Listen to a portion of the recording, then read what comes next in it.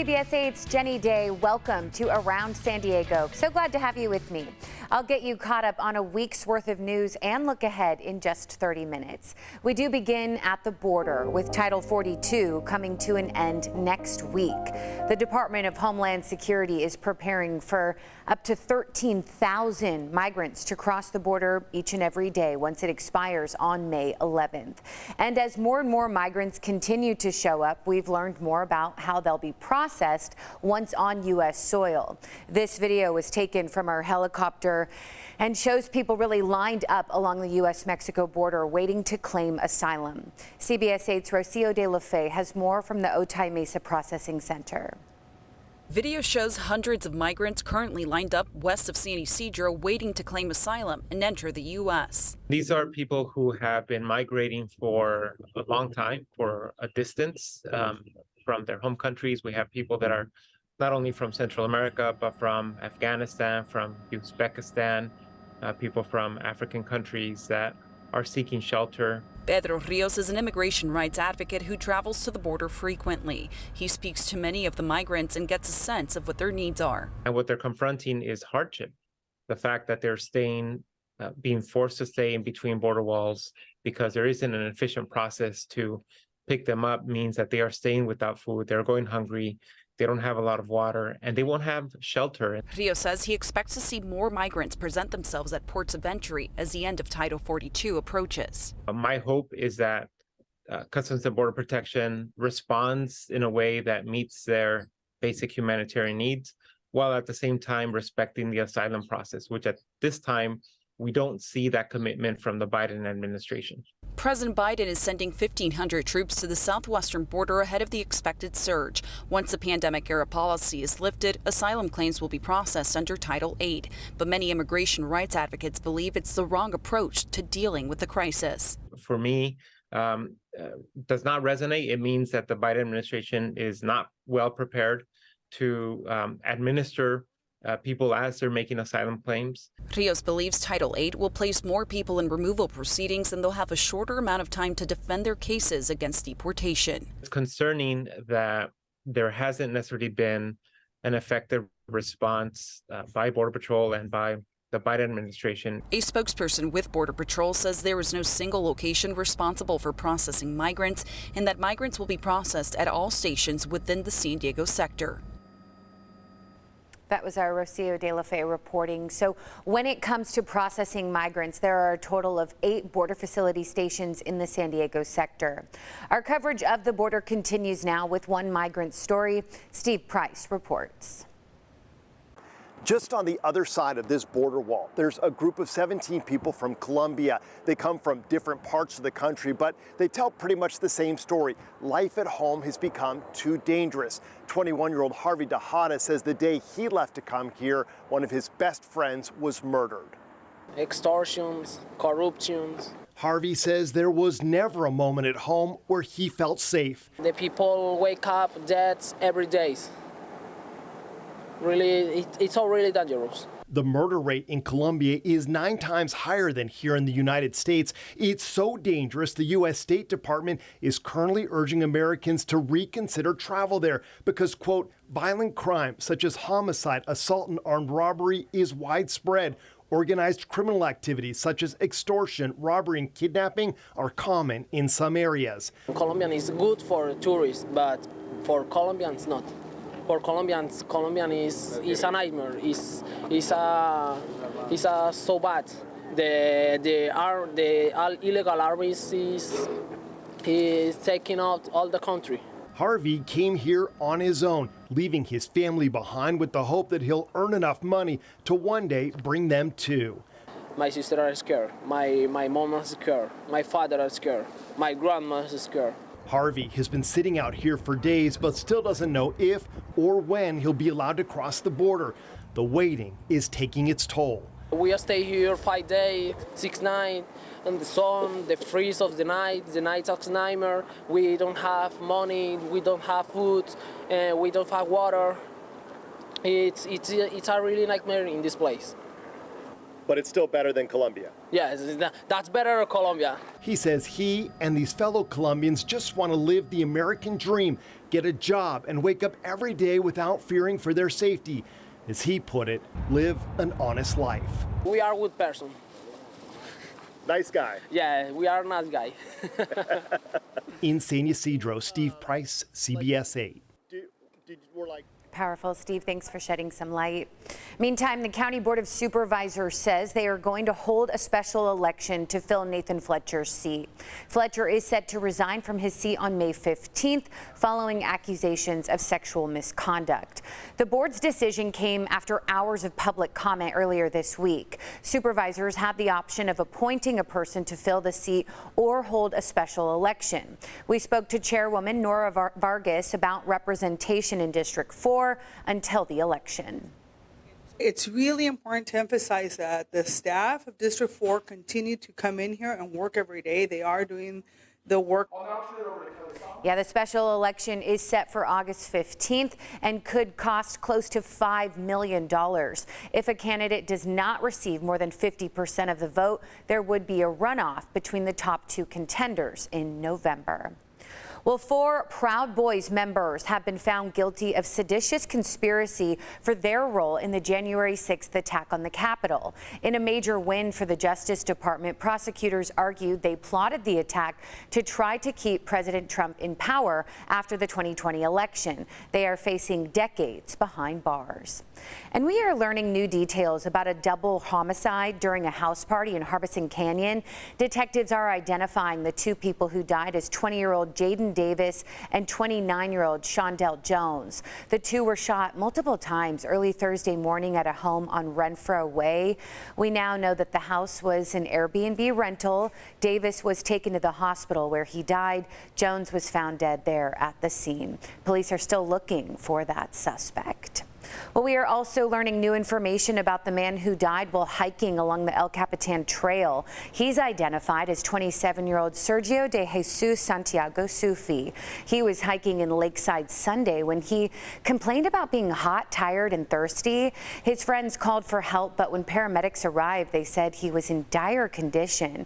Santiago was pronounced dead before an emergency helicopter could even arrive.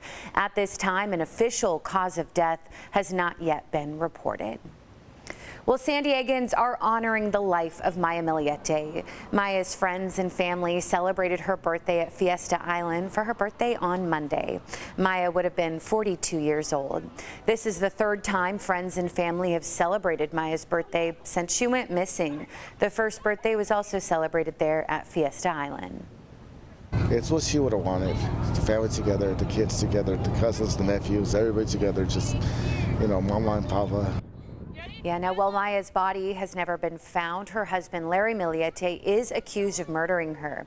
At the time of Maya's disappearance in 2021, the couple lived in Chula Vista with their 3 children. Larry's murder trial is scheduled to start on October 9th. Well, nearly 90 members of law enforcement here in San Diego County have died in the line of duty. They were honored this week for their courage and service. Law enforcement agencies from across the county came together for a solemn memorial ceremony there at the County Administration Center. The most recent losses happened in 2021 when San Diego Police Detective Jamie Huntley Park and her husband, Detective Ryan Park, were killed in a head-on crash by a driver who was heading the wrong way on Interstate 5. And a new report from Sandag showcases alternative solutions to incarceration. The report aims to find other solutions to keeping people out of jail. The county presented the recommendations to the community over a webinar.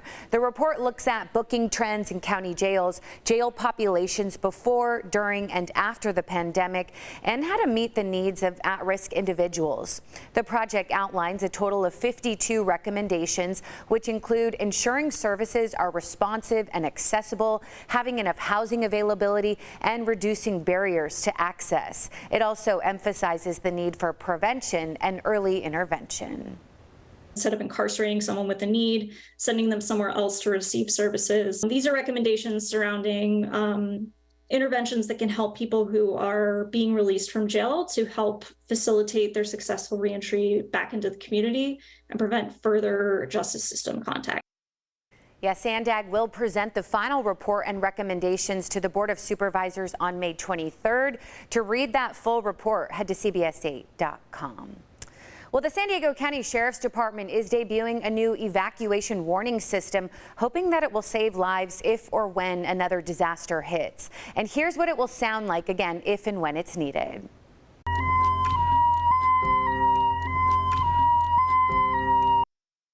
This is actually just like the one that's used in Europe. It's called high-low and can be used when evacuations are necessary. The system is already installed on some Sheriff's Department vehicles and can provide vital safety information during disasters like wildfires, earthquakes, bomb threats, or active shooters. Well, CBS 8 is working for you, keeping track of road repairs throughout the city of San Diego. Right now, there are some 19,000 active requests for pothole repairs on the Get It Done app. Mayor Todd Gloria announced additional details on his proposed budget for the 2024 fiscal year.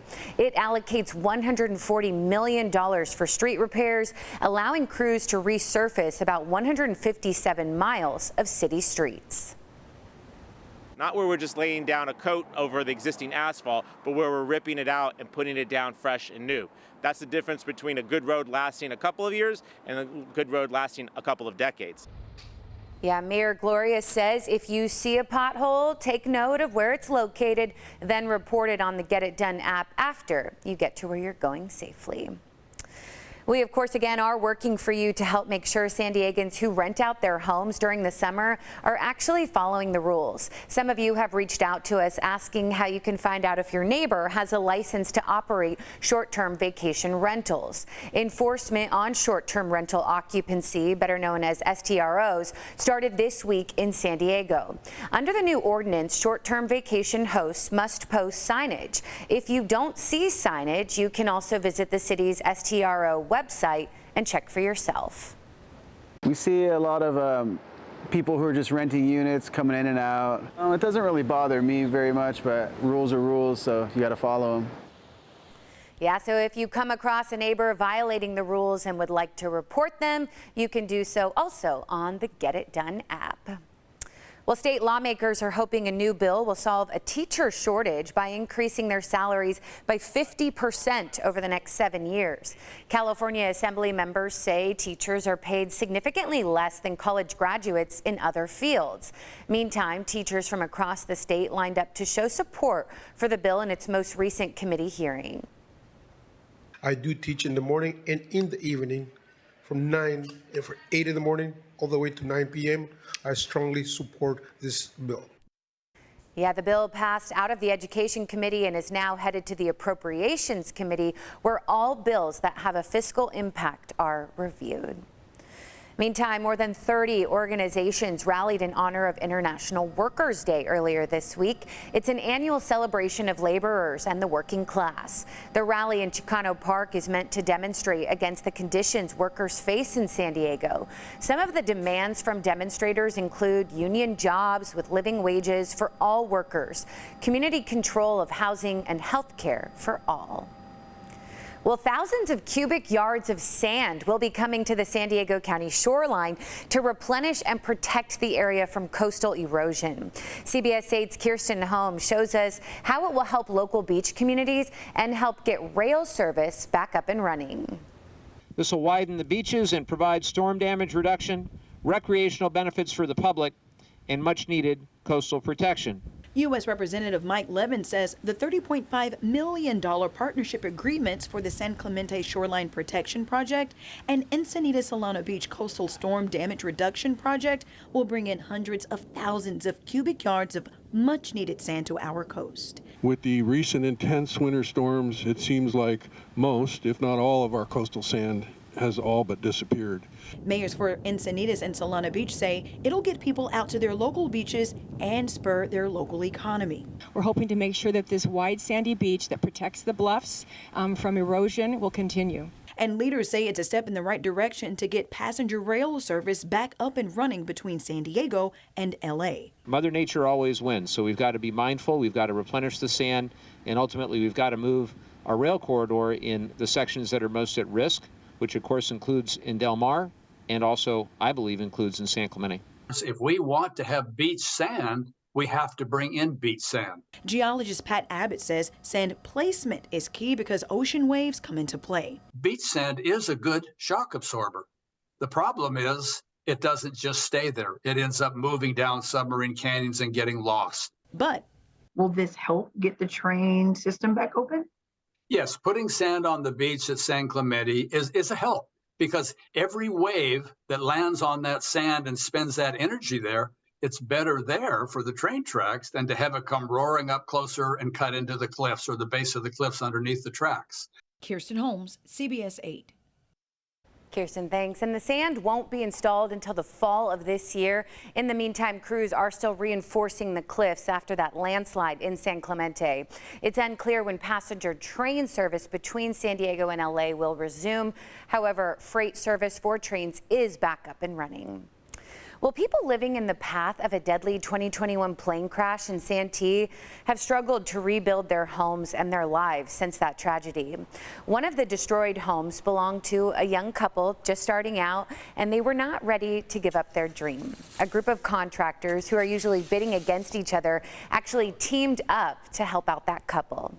CBS 8's Steve Price tells us how it all came together. Is there anybody? I don't know. Oh my God. October 2021, a plane crashes into a Santee neighborhood, killing the pilot and a beloved UPS driver. My dog! Where's your dog? It also sparked a fire that destroyed 2 homes, one of them just purchased a few months earlier by newlyweds. Cody and Courtney Campbell lost everything that day, and their insurance didn't cover all their costs to rebuild. They've been through a lot. Contractor Brett Badger says he got a call from a buddy at RCP Brick and Block who heard the Campbells were struggling to finish their home. So he volunteered to help finish the job, and he wasn't alone. So there were probably 10 different contractors out here at one time, and these are my competition. You know, I don't usually get to see them and work with them, you know, side by side. So it was very nice. We all have our specialty things. So last weekend, a total yard transformation. Brett's crew built this fire pit. Others donated patio furniture, designed a sophisticated lighting system, and installed landscaping with native plants. And when you walk by a native, you can almost hear it saying, "Don't touch me, don't water me, and don't fertilize me." And that's exactly the perfect plant for these kind of folks. Perfect, because the Campbells don't have a lot of free time. They just had their first child a few months ago. These past 18 months have been a roller coaster of emotions. These people can now sort of return to a normal life and maybe forget a little bit about that. Maybe the heart heals a little bit by having this. So what do the Campbells think about their new yard? They didn't want to be interviewed on camera, but they do want to thank everyone who helped turn their dream into a reality. Well, I can't even describe how appreciative they were, and there's where you go, wow, I knew it was going to be good. I didn't know that they were going to appreciate it that much, and it just feels good. That is so kind. How incredible. Steve, thanks again. Well, speeding cars and blind curves. People who live on a one-way road in Julian say that they feel unsafe coming in and out of their neighborhood. Our Brian White is working for you to find out what can be done. Yeah, I'm here on Harrison Park Road, right where it breaks off from State Route 79. And people who live around here say this road, the way it currently is dangerous. You can see here how if somebody comes through here too fast, and if they're even toward the middle of the road, they're going to hit you.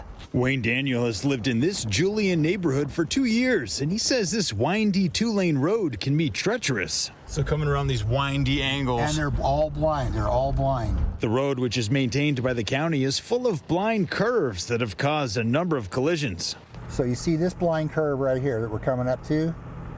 This is where that head-on happened. This head-on collision happened in October, and this car wreck happened the year prior. See, here's another bad spot right here. See, you can't see what's coming around the corner. Wayne had a close call himself last week. And I stopped, and the guy just kind of like swerved at the last minute. That scared the bejeebers out of me, you know? He showed me this 125-mile-per-hour speed limit sign at the very end of this 3/4-mile stretch, but there aren't any others on Harrison Park Road. In fact, over a year ago, neighbors put their own sign up, but the county took it down. This is their maintained road. If they're maintaining this road, they need to maintain it and keep it safe. He'd also like to see a center yellow line painted here to keep cars in their lanes. If there's a center stripe here and you're trying to stay on the right side of the road, it's going to make you slow down. I called the county's public works department and they told me they had requests for speed limit signs last year, at which point traffic engineers found the volume of traffic did not warrant installation at that time. However, they're going to look into it again by conducting a vehicle radar study, looking at speeds and volume of traffic. And if the data supports the posting of a legal speed limit sign, the Traffic Advisory Committee and Board of Supervisors will have to approve it. I hope the county will take this serious safety issue seriously and put in some speed limit signs so that we quit having these head-on collisions here. In Julian, working for you, Brian White, CBS 8. Yeah, here at CBS 8, we want to help you look into issues affecting you and your community. If there's a concern you'd like to share with us, email workingforyou@cbs8.com. Well, to mark the start of National Foster Care Awareness Month, the San Diego County Board of Supervisors launched a new initiative called Step Up in hopes to increase the number of foster parents. The effort will include a $50 gift card to the first 100 parents who attend a county orientation on how to become a foster parent. The number of foster parents decreased significantly due to the pandemic and recent inflation. Foster care advocate Shane Harris says he hopes this will help improve the foster care system. The way we address instability is by providing stability, which is why by getting more kids a more stable home, not just, where they're moving, but where they're stable in one place and they don't have to keep going from home to home. So right now there are more than 2,500 children in the San Diego County foster care system. Well, a global Alzheimer's study is looking for volunteers right here in San Diego. The FDA has approved the drug lecanemab for people with Alzheimer's, but a study called AHEAD is testing that drug in people who don't have symptoms but may be at risk of Alzheimer's. Here in San Diego, researchers are looking for up to 80 volunteers from a diverse range of cultural backgrounds. This study is intended for these individuals to see if the medication could be effective in preventing the onset of symptoms or delaying the onset of dementia and Alzheimer's. For more information, you can reach out to the Sharp Neurocognitive Research Center or go to the website aheadstudy.org. Well, it's the end of a San Diego icon. Jenny Craig is closing all locations and more than 1,000 people are suddenly out of a job. CBS 8's Anna Laurel reports from Carlsbad at Jenny Craig's international headquarters. Jenny Craig closing its centers and laying off its workforce. Overnight, a now former Jenny Craig employee posted this to Facebook. As of 12:01 a.m. via email, and after 22 and a half years, I am no longer an employee of Jenny Craig. After 4 decades in the weight loss and nutrition business, the Jenny Craig Company told employees in that email overnight it will close due to its inability to secure additional financing. The last day for hourly employees was yesterday. Corporate and salaried employees' last day is Friday. There's no severance, but the company told employees they will get a final paycheck, including full compensation earned through their last day of work. It's locked. I came to see if anyone was at Jenny Craig's international headquarters in Carlsbad. The front doors locked. 200 people worked out of this office until today. The only people we saw here now look like they were packing to leave. Just last week, Jenny Craig's president and CEO told CBS Money Watch, Jenny Craig is embarking on the next phase of our business to evolve with the changing landscape of today's consumers. Like many other companies, we're currently transitioning from a brick and mortar retail business to a customer-friendly e-commerce driven model. In San Diego, Jenny Craig was not just a successful entrepreneur, she's been a generous philanthropist. In the 90s, she donated $10 million to build the multi-use student facility at the University of San Diego. It's called the Jenny Craig Pavilion. Incredible history behind it, that's for sure. In 2011, Jenny Craig put her personal Rancho Santa Fe estate up for sale. With a 10,000 square foot home, the property listed for nearly $9 million.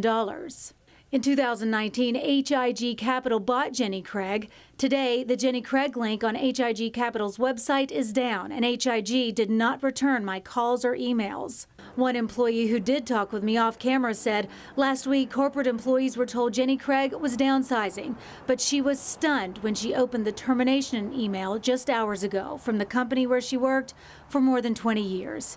In Carlsbad, this is Anna Laurel for CBS 8. Yeah, end of an era. Anna, thanks.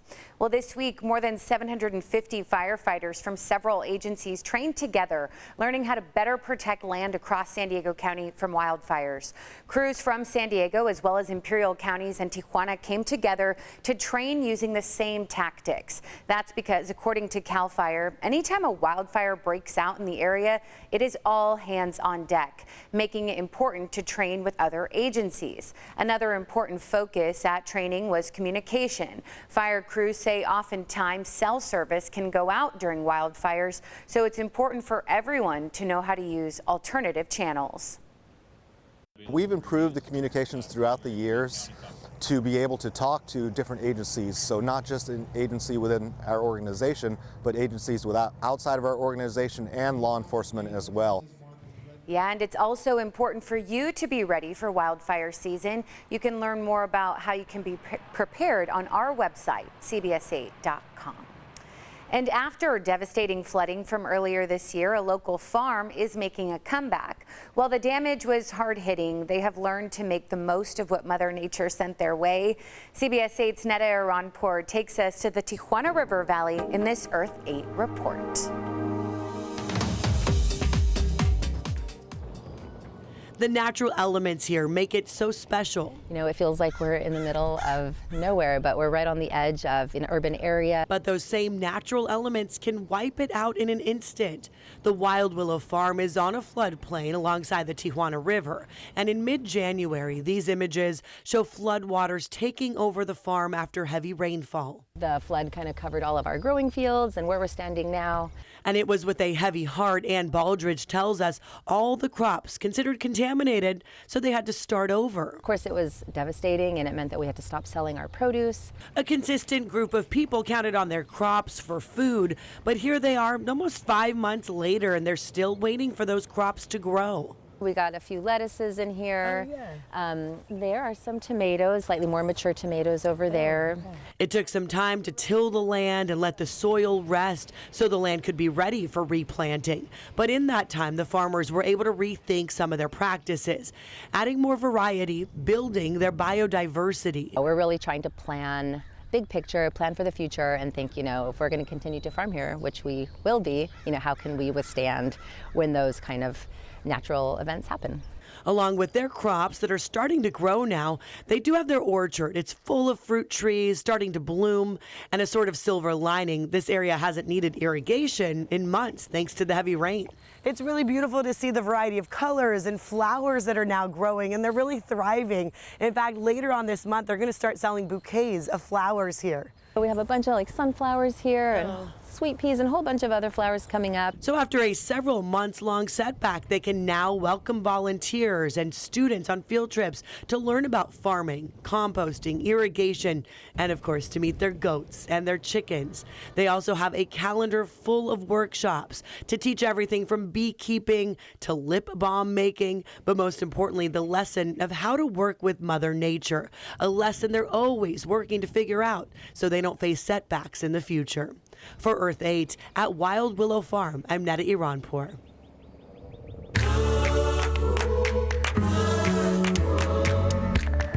Well, Cinco de Mayo fell on a Friday this year, which just added to the party. But very few Americans understand the date's true significance or even why they're celebrating. CBS 8's Rocio de la Fe sits down with a Mexican history expert to learn why this date is so important. Every year, thousands of Americans crowd into their favorite bars and restaurants for Cinco de Mayo. Many use it as a perfect excuse to go out for a drink or favorite Mexican meal. But the majority don't know what Cinco de Mayo is really about. Do you know what Cinco de Mayo is? Well, 5th of May. I'm not sure what it celebrates, though. It's a celebration. Of? The 5th of May. There you go. Good one. That's a good guess. In my opinion, Cinco de Mayo. This Cinco de Mayo, many Americans will go out to party, filling up bars and restaurants across the nation. But many are often clueless about what they're even celebrating. It's not Cinco de Drinko, that's off the table, and it's also not Mexican independence. Gerardo Rios is a professor of Mexican American Studies and History at Southwestern College and explains why the 5th of May is an important date in Mexican history. What Cinco de Mayo celebrates is the Mexican liberal victory over the French forces that had invaded Mexico. In 1862, a powerful French army led by Napoleon III was sent to invade the country. And even though they outnumbered the Mexican army, they were met with a strong resistance in the Mexican state of Puebla. Cinco de Mayo represents one of those historical episodes where the little guy beats the big guy, right? Where the little people, where the oppressed beat the great imperial power. The battle was seen as a great victory for Mexico. It's akin to a David versus Goliath story, right? And it literally makes the impossible possible. Even though the Battle of Puebla was seen as a major victory, the French would ultimately go on to win the war. Now, many in the U.S. spend the day celebrating the holiday with food and drinks. Rio says the date is not a widely celebrated event throughout Mexico, but it is in Puebla, where the day is filled with military parades, recreations of the battle, music, and more. They do a reenactment of the Battle of Puebla, and then they do a reenactment of the Native people that actually participated. And although it's a significant date in Mexican history, it's not to be confused with the Mexican Independence Day, which is celebrated on September 16th. Rocio de la Fe, CBS 8. Truly, thank you. Good to know some of that actual backstory. Well, every person on this planet in one way or another is looking for their jam. As we take you in the Zevely Zone, Jeff makes some new friends in El Cajon. Yeah. The first rule to a jam session, you got to have a big entrance. Yeah. And everybody's a rock star.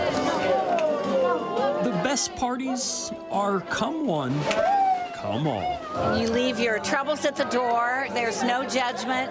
Everybody feels like they're a part of a great rock band. Come on, get up and show me your Banding Together is a nonprofit that provides music therapy to anyone who wants to be a part of something bigger than themselves. You created this? Yes. Julie Guy couldn't find funding for family fun like this, so she did what any rock star would do. She created her own band. You know, I think I get more out of it sometimes than the participants in the program. It really fills my cup, it fills my heart. At a place where anyone can kick up their heels. And through the power of music, make a new friend. Marissa DiCamillo is a board-certified music therapist. It is so amazing to see how everyone's faces immediately light up when they come in the room, participants and volunteers alike. When they come in here, they're free. They're wild and crazy and free. Lori Purcell is also a music therapist who volunteers. Music therapy is really more about learning social skills. So you play music, but the goal is to be respectful to each other, or to take turns, or to give somebody else the instrument when you want it. The jam sessions are held in Carlsbad, Chula Vista, Point Loma, and here in El Cajon, where participants are encouraged to live their lives to the beat of their own drum. You can be having the worst day, be really tired and feel awful, and you come here. Let's get this party started. It completely changes everything. After all, when you find your circle of friends, Awesome. You having fun? Yeah. life doesn't get any better than that. You can't. There's no words. In the Zevely Zone, Jeff Zevely, CBS 8. Absolutely warms my heart. Jeff gets the best stories.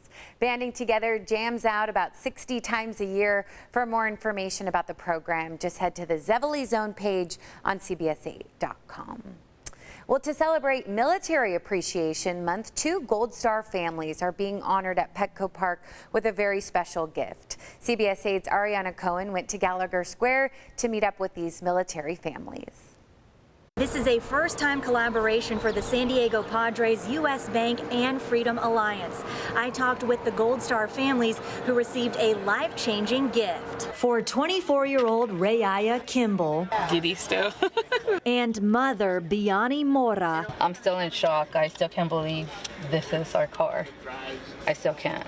It's beautiful. Receiving the gift of a free vehicle is more than anything they'd expect. They are each part of separate Gold Star families, which means they lost a family member in the line of duty who served in the U.S. Armed Forces. Biani lost her husband, U.S. Army Specialist Jose Mora, after he was killed in a mortar attack in Iraq in 2003. Since then, she's raised 3 kids on her own. Her son Damien was only 4 years old when his father tragically died. Emotionally, you have no idea.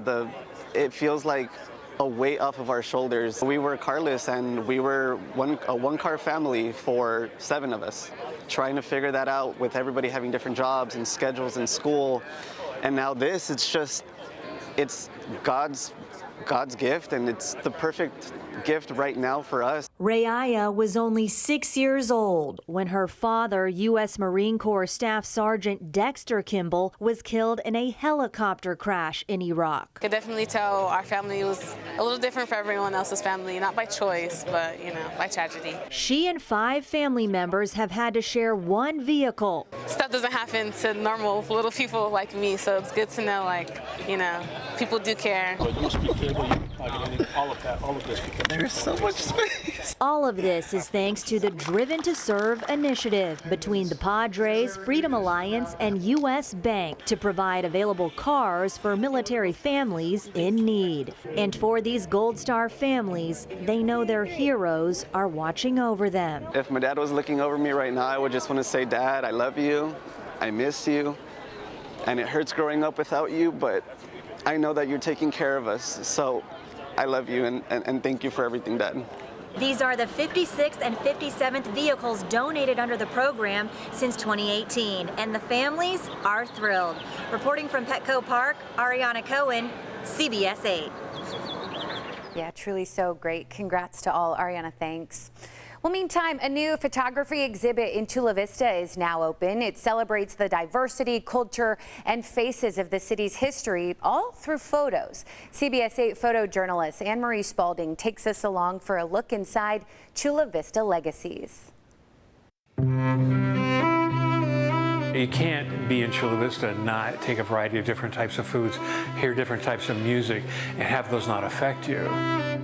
My idea was to take those that have actually changed the face of Chula Vista and made us who we are today. There's this legacy that these people have left with us. That even though they're still here, they might not be tomorrow, we don't know. But at least their stories have been told. My name is Ken Jaques. I've been a professional photographer for 43 years here in San Diego. Oscar Romo is an environmentalist. Along the Tijuana riverbed, he has created a dam to collect the trash that comes through. And from that trash, rather than just put it in landfills, he's created art. I wanted to interview those people that have really impacted us. One of the mainstays of restaurants in Chula Vista was on 3rd Avenue called Bella's.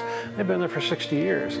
But for him to be able to take Southwestern College and create the first music degree for mariachi music in the world, to be a part of this, because it's been kind of a dream for about 5 or 6 years of telling people stories that are changing us, that are affecting us.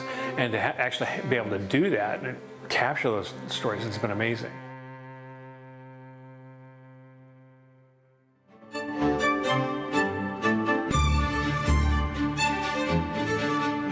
May is Asian American Pacific Islander Heritage Month. We are celebrating by highlighting San Diego's AAPI-owned businesses. We are featuring Leahs Olympia. They have a food truck and a brick-and-mortar location in Barrio Logan. CBS 8 talked with the owners of the restaurant about what sets them apart. People should come here because we have some of the best lumpia in San Diego, but not only that, we have unique lumpias from flavors like mac and cheese to chicken adobo or pork belly sisig. We also have things that are not just lumpia. We have Filipino street fusion. So good. So Leahs Olympia is following the tradition of this family who own the first lumpia shop in San Diego. Well, an iconic donut shop is also here now open in San Diego. Randy's Donut Shop just opened in the Serra Mesa area. Dozens of San Diegans wrapped around the shop to line up for its grand opening. The first 50 customers got a free coffee and free donuts. According to Randy's Donuts website, the shop has been consistently named one of the top donut shops in the country for 70 years.